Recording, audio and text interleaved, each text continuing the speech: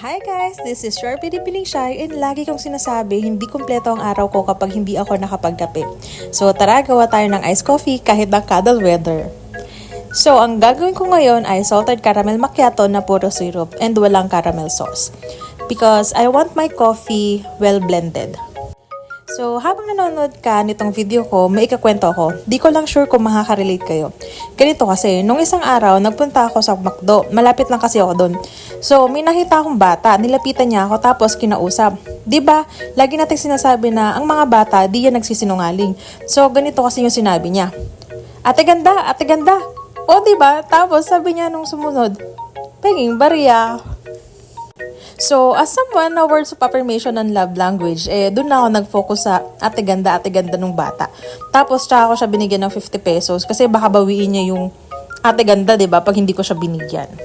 And just like that, nakagawa tayo ng isang masarap na caramel iced macchiato.